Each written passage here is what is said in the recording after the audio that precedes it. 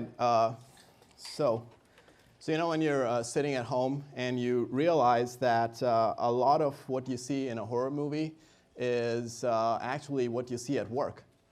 So then you get this wacky idea of making the correlations clearer, and that's what I'm trying to do over here, is trying to correlate demonic possession with ransomware. And you know, my goal is by the end of this, you won't think that I need help. But yeah, we watch a horror movie, and then I correlate it with what I do at work, which is ransomware analysis.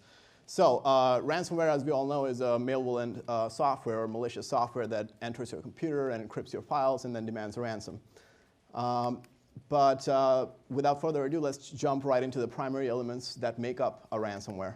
So the first thing, just like demons are always looking to possess vulnerable hosts, ransomware is looking to infect vulnerable hosts as well. So this would be, vulnerability over here would be that one, you know, there's a few employees in your office, no matter how many security awareness and training sessions you make them sit through, they will always click on that invoice.exe that they get as an email attachment. So that's a vulnerability. And then another one would be, let's say, somebody who doesn't update their computer frequently. So, you know, that's the ransomware is saying, hey, mind if I come in and encrypt a few files? And your computer goes, yeah, come right in. All right, so now the ransomware is inside the machine. Now we need certain material to perform the demonic ritual. So now, in terms of ransomware, what ransomware needs is a unique encryption key. So it needs this key to encrypt your files. So now, at this point, your crypto API jumps in and goes, well, say no more. Here's a unique, randomly generated encryption key for you. Encrypt away. And the crypto API exists on your computer because it's able to provide a layer of abstraction for cryptographers if you're trying to perform a cryptographic activity. All right, so now you have a unique encryption key. Now you can actually go ahead and perform the ritual. But ransomware is kind of picky about which files it encrypts. So it will encrypt the data files, but it will leave the system files untouched. This is, think of it this way. If in a horror movie, if the demon, once it possesses the host, kills the host immediately, then there is no movie. So what you want is some drama. Demons love drama, right? So there's no point for theatrics if you just directly kill the host.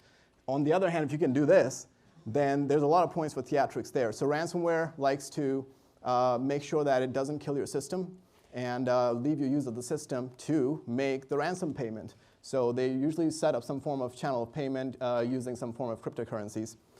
And with that, let's do a crash course really quickly on symmetric and asymmetric encryption. This will help us understand what ransomware is really doing. All right, so you've got your happy, healthy host, and then you're a malevolent entity who wants to turn the happy, healthy host into that. So what you do is you say a secret incantation that only you know, and this we'll call a symmetric key, and this you'll keep as a secret that you'll tell nobody. And now this key can turn from a happy, healthy host to that. So this key can be used for encrypting users' files. So now it's called a symmetric key because you have to keep the key a secret because the same key that is used for encryption is also used for decryption. By the way, this is the pinnacle of my graphic design ability. So, so then we have symmetric encryption. With asymmetric encryption, we have a public key. So you use the public key for encryption, but then you have a mathematically related private key that you use for decryption. And you keep the private key secret with you at all times. It never leaves you. And the idea is that anybody can encrypt using your public key, but only you can decrypt using the mathematically related private key. So that's asymmetric encryption. So ransomware likes to use a hybrid approach. Both of these have their advantages. Symmetric encryption offers fast bulk file encryption, so they'll use a symmetric key to encrypt your files. Asymmetric encryption, on the other hand, provides a lot of flexibility. Your private key never leaves you. It's very secure. So jumping out of the dark world for a little bit, this is something we presented in a paper we wrote, which was on key management and Cryptosystems used in ransomware. So basically what they do is they generate a symmetric key on your machine using a crypto API, let's say, and then they'll use that symmetric encryption key to encrypt your files, and that symmetric key is encrypted using the attacker's public key that came embedded with the ransomware. So you can read the details of that in our paper. You'll see that I usually avoid making correlations between demonic possession and ransomware in my academic papers. So what does the day in the life of a malware analyst looks like? So first of all, just like demons don't like exorcists, ransomware developers don't like malware analysts, so they try to make our lives hard. So in this particular case, this is a rare instance of a PHP malware where we can actually see the code because it was written in PHP because it was meant to execute on servers. So we can actually see the code, which is pretty rare. But we can't really see the code right now because they've obfuscated it. So no matter how lead of a hacker you are, you can't really read that unless you deobfuscate it. So you go through a set of tricks and techniques to deobfuscate the code until you can, and then you prettify a little bit so you can actually have some readable source code. All right, so that's good. Now, in this particular variant, which is meant to encrypt files on a server, this is a key generation procedure that they used. So now remember, this is the symmetric key that they're generating to encrypt your files. Now, the secrecy of this key is paramount to their ransomware operation. And look at the way they generated the key. All right, so you've got key 1, 2, 3, and 4. Key 1 is just document root. So if I execute this on my virtual machine, I'll get this. And key 2 is just the server name, which is the IP address of my virtual machine, the private IP. Key 3, it concatenates all of that with some random letters in there, and then uses date 1, 2, and 3, all three the same date but in different formats. Now key 4, it uses all of this and then combines it with a static string encoded in there, and then goes through a process of hashing and encoding a bunch of times, and then selects a substring of 25 characters. Now, this is incredibly stupid because the key is supposed to be secret, and this procedure should not be repeatable. If I can read that and repeat that, the only thing that's kind of ephemeral in there is the actual date, which is not that ephemeral. I can predict what that was because based on when you started seeing the ransomware activity, I know what date it was, and so I can reproduce the key, and if I can do that, then why would you pay the ransom? So then, so this is a perfect example of a script kiddie attacker who's basically puts on an anonymous mask in their mom's basement and is now bragging about their elite hacker skills on a Discord server, let's say. So not a great example of what actual ransomware, advanced ransomware look like. So, but all right, so let's take another example of a new ransomware variant. This one is more effective. This one, what it does is it takes files and then, okay, so this is a test file I created. It says hello bang bang con west, and that's the hex corresponding to it. Now you execute on the system, it changes the file name to lock.bangbangcon, and of course, if you open it in Notepad, now it's got gibberish in there. So, okay, well, we look at the hex again, and sure enough, yes, it's encrypted. Now, what you want to see is basically what dependencies does this ransomware have. So you look at all the DLLs that it's trying to import on your system. So for example, it will use the kernel32.dll to kind of move through the files on your computer, and it will use the crypto API comes in where it demands the crypto functionality. So it uses the advanced API 32.dll to demand the crypto functionality so it can encrypt the files, generate an encryption key and all that. So we look at some other signs of activity. So these are the registry keys that it changed on our system.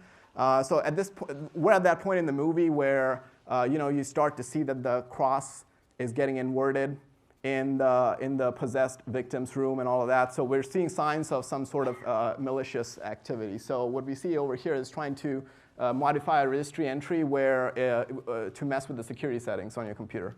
In the next part, it's trying to execute notepad+++.exe, which is actually a malicious app. So next, it tries to create the ransom node. It drops the ransom node on your computer, and then it deletes your shadow files. So shadow files, VSS exists on Windows to keep copies or backups of your files continuously. What it does is it goes to VSS admin and deletes all of the shadow copies, so that you can you can't back up, then they've got more of a leverage because now you can't back up, because now you've got no backup. So, so let's try to we're trying to piece the puzzle together right now, and the next thing we want to do is try to look at the static assembly. So at this point, we're using a disassembler to look at the assembly because most of the times, like I said, we have a finished binary, but we don't really have the source code. So all we can do is read the assembly code. And so I've simplified it a lot over here, but you usually have to read a lot of what the functions are doing and try to understand and then rename them. So for example, this function wasn't called generate AES key. I renamed it so that we can kind of get the whole picture. So it acquires the crypto context, generates the AES or symmetric key, and then encrypts the file using that key, then shows you the ransom message, destroys that key from memory so you can't recover it, and then releases the crypto context. This is saying goodbye to the crypto API on your computer. So this is generally the procedure that they go through in an effective hybrid ransomware crypto system. We also do some dynamic analysis to further understand what the ransomware is doing. For example, over here, what I'm showing is a debugger, and I can set breakpoints to kind of see what it is like, what it's doing in memory. So over here, I set the breakpoint where it's right after it generated the symmetric key, so I can kind of see the symmetric key loaded in memory. So okay, we kind of understand what the ransomware is doing now a little better. So you know how they talk about the 9 circles of hell? Well, actually, there should be 10, considering we're in a digital age when we have the deep web. So that's the 10th circle. Now, on the deep web, that's where they have markets where you can buy and sell a lot of malware, ransomware, things of that nature. So Alpha Bay and Hansa Market were the 2 biggest dark markets on the in the underground. And they were both fortunately taken down by law enforcement agencies recently. But a new market called Empire Market is trying to fill the void right now.